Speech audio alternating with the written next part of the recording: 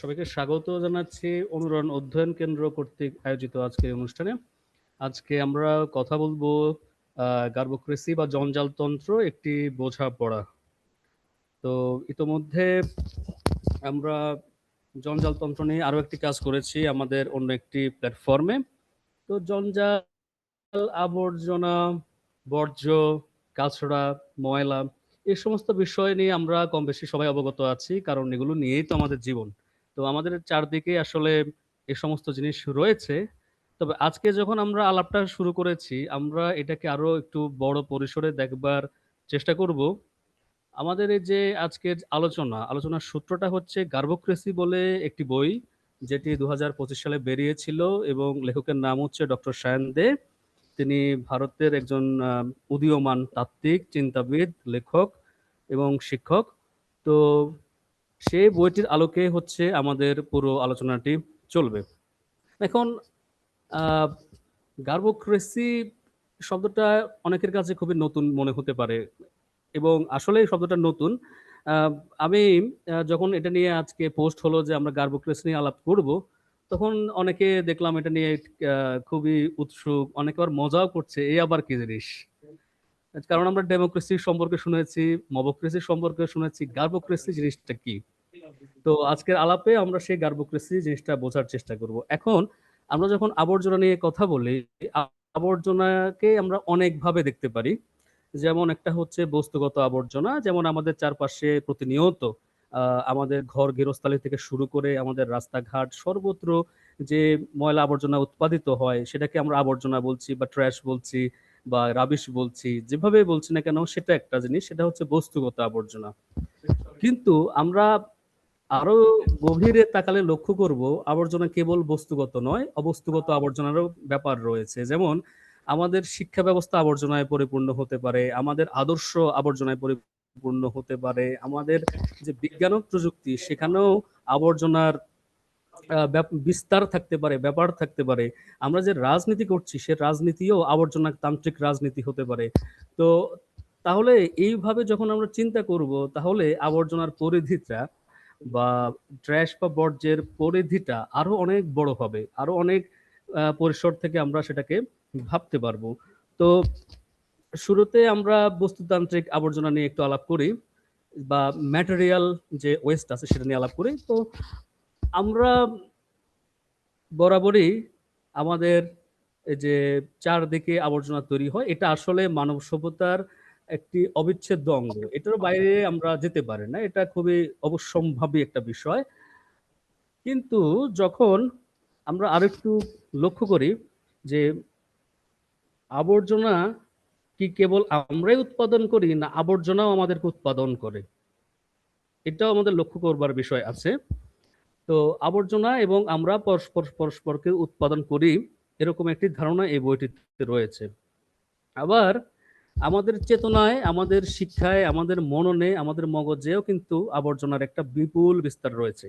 আমরা যদি লক্ষ্য রাখি যে আহ, আদর্শিক আবর্জনা কি হতে পারে, জঞ্জাল কি হতে পারে, আমরা রেসিজম সম্পর্কে অবগত। আমরা জানি রেসিস্ট যে চিন্তা চেতনা, সেখানে সেখানে কিছু মানুষকে বর্জন করে দেওয়া হয়, কিছু সংস্কৃতিকে, কিছু জাতিগোষ্ঠীকে, কিছু সম্প্রদায়কে, কিছু ধর্ম ধর্মীয় গোষ্ঠীকে সম্পূর্ণরূপে খারিজ করে দেওয়া হয়। তাহলে যখন আমরা খারিজ করে দিচ্ছি, যখন আমরা বাতিল করে দিচ্ছি, যখন আমরা বর্জন করে দিচ্ছি, তবে সেটাও তো এক ধরনের বর্জ্য, সেটাও তো এক ধরনের আবর্জনা। কাজেই যে রেসিজমের ভিত্তিতে দাঁড়িয়ে আছে যে বিশ্ব, সেটাও কিন্তু একটা আবর্জনামূলক একটা সম্পর্ক। আবার আমরা যদি কাস্ট পলিটিক্সের দিকে তাকাই, বিশেষ করে ভারতবর্ষে আমরা জানি, আমরা আহ, শুরু থেকেই সেখানে বর্ণগত একটা বিভাজন রয়েছে। সেখানে মানুষকে মানুষের বিভাজন করার জন্য নানা রকম হায়ারার্কি রয়েছে, নানা রকম ক্ষমতার বা বর্ণের স্তরবিন্যাস রয়েছে। তো লক্ষ্য করি আমরা ভারতের প্রেক্ষাপটে যে যে সমস্ত দলিত সম্প্রদায়ের মানুষ রয়েছে, যে সমস্ত অচ্যুত সম্প্রদায়ের মানুষ রয়েছে, যে সমস্ত সংখ্যালঘুরা রয়েছে, যেমন মুসলিম এলাকা, ভারতবর্ষে যদি আপনি বিভিন্ন জায়গায় যান, লক্ষ্য করবেন যে তাদের যে শহরতলিতে ময়লা আবর্জনা ফেলার কিন্তু জায়গাটা মূলত সেসব জায়গা যেখানে এই সমস্ত মানুষ বসবাস করে।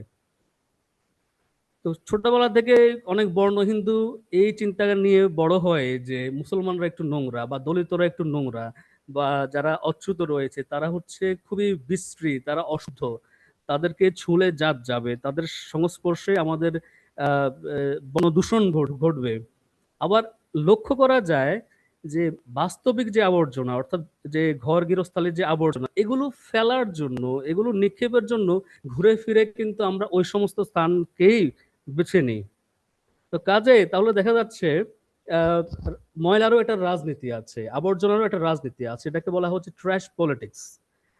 তো একদিকে যেমন আমরা ময়লাকে ময়লা বলছি, আবার মানুষকে ময়লা বলছি। বিশেষ ধরনের মানুষ যাদেরকে আমরা পছন্দ করছি না, বিশেষ শ্রেণীর মানুষ যাদেরকে আমরা পছন্দ করছি না, তাদেরকে আমরা ময়লার মতোই কিন্তু দেখতে পাচ্ছি। তো এটা গেল একটা দিক। আবার আমরা জানি যখন কোনো একটা রাষ্ট্রের স্বৈরাচারী বা কর্তৃত্বপরায়ণ বা ফ্যাসিস্ট বা যেসব ডানপন্থীর রাজনৈতিক সংগঠনগুলো আছে, তারা যখন ক্ষমতার কেন্দ্রে চলে যায়, তারা কিন্তু শিক্ষা ব্যবস্থা হতে শুরু করে সর্বত্র এমন একটা চিন্তা চেতনার প্রতিষ্ঠা করার চেষ্টা করে, সেটা বই পুস্তকের মাধ্যমে হোক, সেটা পত্র পত্রিকার মাধ্যমে হোক, সেটা টেলিভিশন ব্যবহার করার মাধ্যমে হোক, কিংবা বিজ্ঞাপন প্রচারের মাধ্যমে হোক, কিংবা পোস্টার ব্যানার এগুলোর মাধ্যমে হোক, তারা কিন্তু সর্বত্রই এমন কিছু ভাবধারার তারা প্রচার করে, এমন একটি আইডিওলজি তারা প্রচার করে যেখানে আহ, আবারও বলছি, সেখানে কিছু সংখ্যক মানুষকে, ভিন্ন মতাবলম্বী যারা রয়েছে, ভিন্ন চিন্তার মানুষ যারা রয়েছে, যারা যুক্তিবাদী, যারা প্রশ্ন করে, তাদের সমস্তকে খারিজ করে দেওয়ার একটা প্রবণতা রয়েছে। তো এই বইটিতে যেহেতু এটি ভারতীয় প্রেক্ষাপটে রচিত, সেখানে বিজেপির যে অপশাসন, যে দুঃশাসন, সেটাকে চ্যালেঞ্জ করা হয়েছে। সেটা চ্যালেঞ্জ করতে গিয়ে দেখানো হয়েছে কিভাবে বিজেপির মতো একটি প্রবল হিন্দুত্ববাদের রাজনৈতিক সংগঠন তারা ভারতবর্ষের সর্বত্র, সেটা ইতিহাসকে বিকৃত করার মাধ্যমে হোক, ইতিহাস থেকে মুসলমান বা অন্যান্য সংখ্যালঘু সম্প্রদায়ের ইতিহাসকে সরিয়ে দিয়ে বা বিকৃত করে, বা হিন্দুত্বের যে গৌরবোজ্জ্বল ভূমিকাটা সেখানে প্রদর্শন করার মাধ্যমে, অথবা হিন্দুত্ববাদের যে গণহত্যা হতে শুরু করে যে নিপীড়ন নিষ্পেষণের ইতিহাস সম্পূর্ণটাকে সরিয়ে দিয়ে তারা যে ধরনের শিক্ষা ব্যবস্থা কায়েম করেছে, সেটাকে বলা যেতে পারে একটি অপচয়মূলক বা আবর্জনামূলক বা জঞ্জালমূলক শিক্ষা ব্যবস্থা। এবং যে আদর্শ তারা সেখানে প্রচার করে, সেটি একটি জঞ্জালমূলক আদর্শ। তো আমরা এটাকে আরেকটু গভীরে গিয়ে দেখতে পারি যে আমরা জানি ভারতে কাস্ট সিস্টেম একটি প্রবল সমস্যা। সেখানে হায়ার কাস্ট এবং লোয়ার কাস্ট বা আপার কাস্ট এবং উচ্চতর মধ্যে যে বিভাজন আমি একটু আগে বলছি, সেটা রয়েছে। যেমন এমনও বলা হয় যে যেহেতু অচ্যুতরা নোংরা, তারা যেহেতু অতীতকালে, তারা পূর্বজন্মে তারা অসংখ্য পাপ করেছে, তারা এতটা পাপ করেছে, সেই কারণে তারা এই জন্মে নিচু বর্ণের হয়ে জন্মগ্রহণ করেছে। কাজেই ময়লা আবর্জনা পরিষ্কার করার দায়িত্বটা তাদের, তারাই এগুলো পরিষ্কার করবে। এই চিন্তা থেকে দেখা যায় যে অনেক উচ্চ বর্ণের মানুষ বা মধ্যবিত্ত বা উচ্চবিত্ত মানুষ, তারা তাদের যে ঘর গৃহস্থালে ময়লা আবর্জনা হতে শুরু করে সবকিছু ওই যে দলিতদের যে বাসভবন, তাদের যে বাসস্থান, সেটা বস্তি হতে পারে, সেটা কোনো কলোনি হতে পারে, সেটা কোনো রেফিউজি ক্যাম্প হতে পারে, তার আশেপাশে ফেলে দেয়। কিন্তু তারা এই কাজ তারা কেন করে? তারা এই জন্য করে, তারা ধারণা বা তারা যেটা বলতে চায় যে যেহেতু ওরা নিম্ন বর্ণে, তারা দূষিত, তারা অশুদ্ধ, তারা পাপী, তারা নোংরা, অতএব ময়লা আবর্জনা পরিষ্কার করার দায়িত্বটা তাদের। এই ময়লা পরিষ্কার করার মাধ্যমে তারা শুদ্ধ হবে। এই যে চিন্তা, যে চিন্তার দ্বারা আপনি প্রভাবিত হয়ে একটা বিশেষ শ্রেণীর মানুষের জীবনে আপনি ময়লা ছড়িয়ে দিচ্ছেন, সে চিন্তাটাও তো ময়লার, সে চিন্তাটাও তো আবর্জনার। তো কাজে এরকম একটি আবর্জনা আমরা দেখতে পাই। আবার বিজ্ঞান ও প্রযুক্তির ক্ষেত্রে আমরা যদি দেখি ভারতবর্ষের প্রেক্ষাপটে, সায়ান যেভাবে উল্লেখ করেছেন, সেটা হচ্ছে সেখানে এক ধরনের মিথ্যা বিজ্ঞান বা সিউডো সায়েন্সের চর্চা করা হয়, অর্থাৎ ভিত্তিহীন বিজ্ঞান। এই বিজ্ঞানটাকে আমরা বলতে পারি জঞ্জাল বিজ্ঞান। আমরা জানি কোভিড-19 সময় বাংলাদেশে অনেক নতুন নতুন থিওরি দেওয়া হয়েছিল। তো সেখানেও আছে যে এটা খেলে, এই পাতা খেলে বা ওই ভেষজ খেলে আপনার করোনা ভালো হয়ে যাবে, এটা করলে ওটা করলে করোনা ভালো হয়ে যাবে। অনেকে আবার এটাও বলছে যে আমাদের ওপেন হার্ট সার্জারি করে আমাদের হার্টটা বের করে সাবান দিয়ে ধুয়ে ফেললে নাকি আমাদের হৃদয়টা পরিষ্কার হয়ে যাবে, জীবাণুমুক্ত হওয়া যাবে। তো এই ধরনের বিজ্ঞান কিন্তু আমাদের বহু সমাজে, আমাদের তৃতীয় বিশ্বের দেশগুলোতে বিশেষ করে এই ধরনের বিজ্ঞানও কিন্তু রয়েছে। আসলে এগুলো বিজ্ঞান নয়, বিজ্ঞানের নামে একটা ধোঁকাবাজি। তো এগুলোকে আমরা আবর্জনামূলক বিজ্ঞান বলতে পারি। আবার আমরা এডুকেশন সিস্টেমের কথা ভাবতে পারি। তো এডুকেশন সিস্টেমেও কিন্তু আমরা জানি যে যখন একটি সরকার পরিবর্তিত হয়, সরকারের সঙ্গে সঙ্গে কিন্তু কারিকুলাম পরিবর্তন হয়, সরকারের সঙ্গে সঙ্গে ইতিহাস পাল্টে যায়। সরকার পরিবর্তনের সঙ্গে সঙ্গে কিন্তু সমগ্র লেখাপড়ার ধরনটা পাল্টে যায়। তো যখন এই যে সরকার কেন্দ্রিক ক্ষমতায় যারা আছে তাদের ইচ্ছা অনিচ্ছার উপর ভিত্তি করে যে শিক্ষা ব্যবস্থা, সেটাও তাহলে আবর্জনামূলক শিক্ষা ব্যবস্থা, কারণ সেটা সত্যির প্রতিফলন করে না, বরং সেটি একটি নির্দিষ্ট দলীয় মানসিকতা, দলীয় আদর্শ, দলীয় চিন্তা চেতনা দ্বারা প্রভাবিত। এটা গেল একটা দিক। আরেকটা দিক হলো, আমরা জানি আমাদের দেশের অনেক শিক্ষা প্রতিষ্ঠানে এখন কিন্তু লেখাপড়ার বলতে লবডঙ্কা, আসলে সেখানে কেবল সনদ নির্ভর পড়াশোনা করা হয়। এমনকি এটাও হয় যে অনেক প্রতিষ্ঠান সনদ বিক্রি করে, অল্প কিছু ক্লাস করার পরে তাদেরকে সনদ বিক্রি করা হয়। আবার যে শিক্ষাটা রয়েছে সেখানে ক্রিটিক্যালিটির স্থান নেই, সেখানে প্রশ্ন করার স্থান নেই, সেখানে ভিন্নভাবে চিন্তা করার স্থান নেই, বরং কোন শিক্ষাটা বাজারের জন্য প্রয়োজন, কোন শিক্ষাটা হচ্ছে নব্য উদারবাদী বাজারের পক্ষপাতী, পুঁজিবাদের পক্ষপাতী বা বিশ্বায়নের পক্ষপাতী, সে ধরনের শিক্ষাকে প্রমোট করা হয়। এবং মানববিদ্যা বা সামাজিক বিদ্যা এই সমস্ত বিষয়গুলোকে এখন রিডান্ডেন্ট করে রাখা হয়। এই কারণে আমরা লক্ষ্য করি যে এমনকি পাশ্চাত্যের বিভিন্ন বিশ্ববিদ্যালয়ে ধীরে ধীরে যে হিউম্যানিটিস বা সোশ্যাল সায়েন্সেস এই বিষয়গুলো উঠে যাচ্ছে। তার চেয়ে বরং স্টেম কিংবা বাণিজ্যিক শিক্ষা ব্যবস্থা সেগুলো আরো বেশি করে প্রমোটেড হচ্ছে। এর কারণটা কি?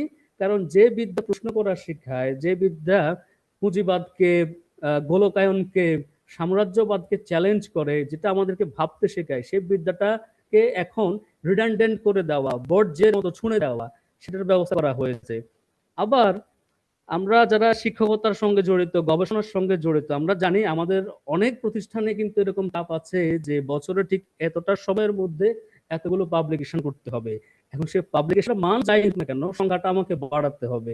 আবার নিত্য নতুন বিভিন্ন রকমের কোর্স চালু করা হচ্ছে, বিভিন্ন রকমের ডিপ্লোমা চালু করা হচ্ছে, এর মাধ্যমে আসলে ব্যাপক পয়সা উৎপাদন করার চিন্তা করা হচ্ছে। কিন্তু যে শিক্ষা আমাদেরকে আরো বেশি করে চিন্তা করতে শেখাবে, যে শিক্ষা আমাদেরকে চ্যালেঞ্জ করতে শেখাবে, সেগুলোকে ধীরে ধীরে সরিয়ে দেওয়া হচ্ছে। তাহলে এই যে শিক্ষা ব্যবস্থা সনদ নির্ভর কিংবা পুঁজিবাদের সঙ্গে সঙ্গতি করে, বিশ্বায়নের সাথে সঙ্গতি করে যে শিক্ষা, যেটা আমাদেরকে মানুষ করার পরিবর্তে আমাদেরকে কমোডিটি বা পণ্যে পরিণত করে, সেই শিক্ষাকে বলা যেতে পারে জঞ্জালমূলক শিক্ষা। তো সেই শিক্ষা ব্যবস্থারও এখানে সমালোচনা করা হয়েছে।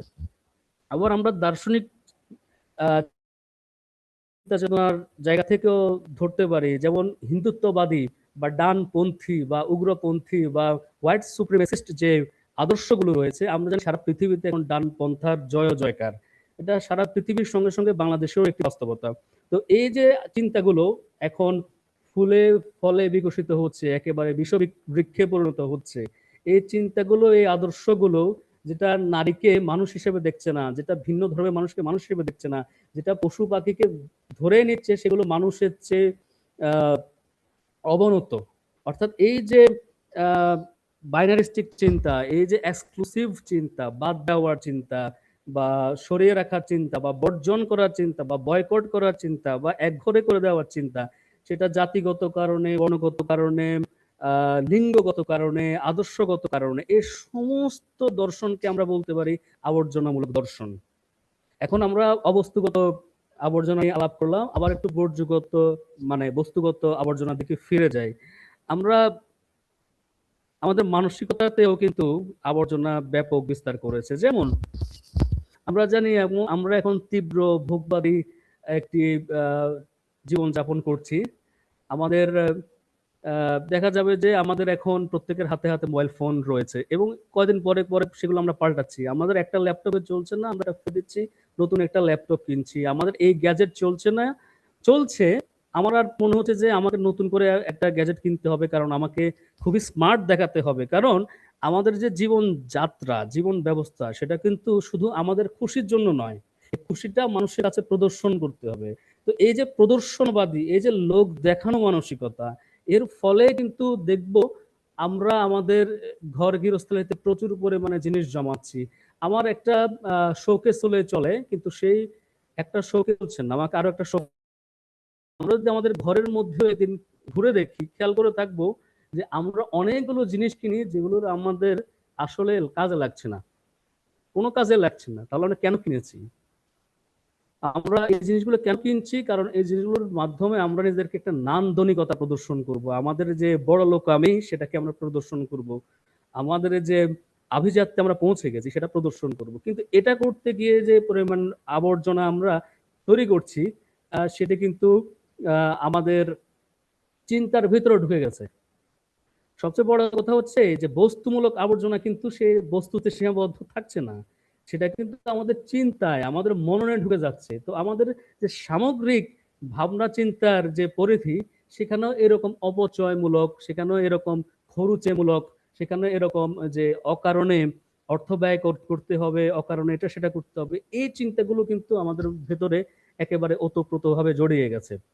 আর এর ফলে যেটা দেখা দিয়েছে, আমরা জানি আমাদের যে অতিরিক্ত পণ্য উৎপাদন করার জন্য প্রতিনিয়ত অসংখ্য কলকারখানায় মাস প্রোডাকশন হচ্ছে, আর সেগুলোকে চালু করার জন্য যে ন্যাচারাল রিসোর্সেস আছে, আমরা জানি যে আমাদের পৃথিবীর যে সম্পদ, যে প্রাকৃতিক সম্পদ, সেখানে সীমাবদ্ধতা রয়েছে।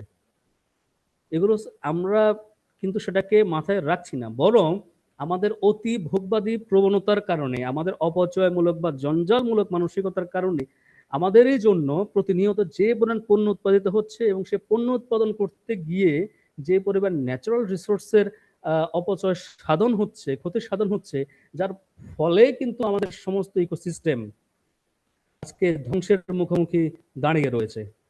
তো কাজেই এটাও আমাদের লক্ষ্য রাখতে হবে যে আমরা যে প্ল্যানেট সিস্টেম, সেই প্ল্যানেট সিস্টেমটাকে কিন্তু আমরা ঘুরিয়ে দিচ্ছি, ধ্বংস করে দিচ্ছি কেবল আমাদের অতিরিক্ত ভোগবাদী মানসিকতার কারণে। তো কাজে আমরা এই মানসিকতাকে অবশ্যই জঞ্জাল মানসিকতা বলতেই পারি, কারণ যে মানসিকতা জঞ্জাল উৎপাদনে আমাদেরকে প্রলুব্ধ করছে, প্রণোদিত করছে, এবং আমাদের সীমাবদ্ধ রিসোর্স গুলোকে ধ্বংস করতে সাহায্য করছে, সেটাকে অবশ্যই আমরা জঞ্জাল মানসিকতা বলতে পারি।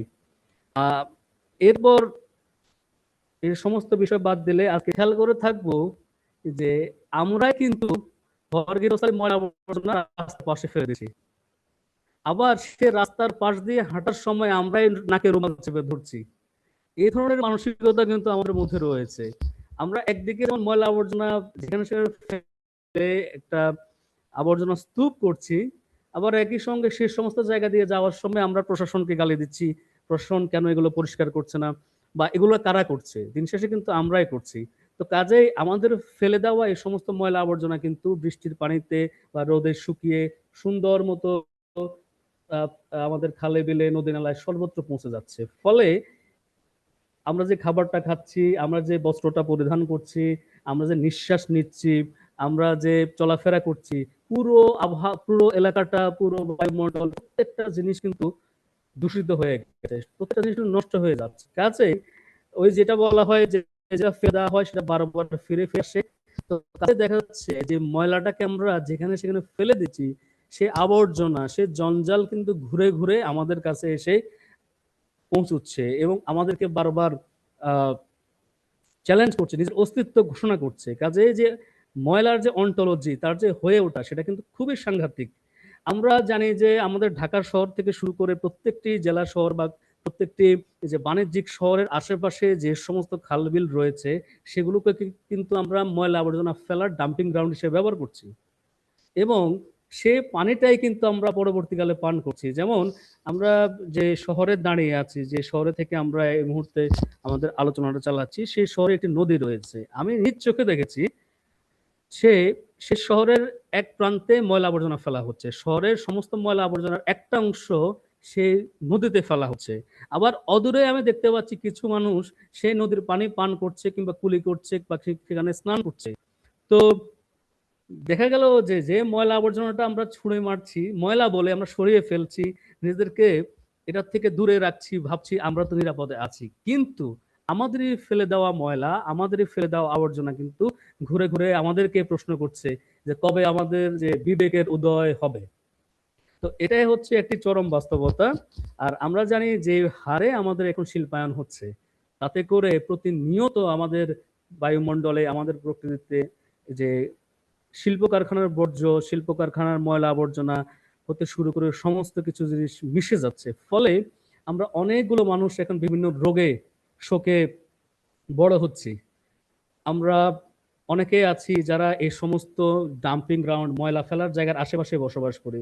যেমন আমরা যদি খেয়াল করি যে আমাদের ঢাকা শহরের বস্তিগুলো আসলে মানুষের বসবাসের স্থান যতটা, ঠিক ততটাই হচ্ছে ময়লা আবর্জনার ভাগাড়। তো সেই বস্তিতে যে সমস্ত শিশু বড় হচ্ছে, তারা কিন্তু ছোটবেলা থেকে বিভিন্ন রোগ ব্যাধি নিয়েই বড় হচ্ছে, তাই না? তো সেই যে রোগ ব্যাধি নিয়ে বড় হচ্ছে, তার মানে কি? তার মানে এটা দাঁড়ালো যে ময়লা আবর্জনা আমরা আমাদের ভেতরে করে ধারণ করে বেড়াচ্ছি। তো কাজেই দেখা গেল যে বস্তুগত আবর্জনা দ্বারা আমরা একটি আবর্জনার বিশ্বে বসবাস করছি, যে বিশ্বটাকে বলা যেতে পারে আবর্জনার সাম্রাজ্য বা গার্বো ইম্পেরিয়ালিজম।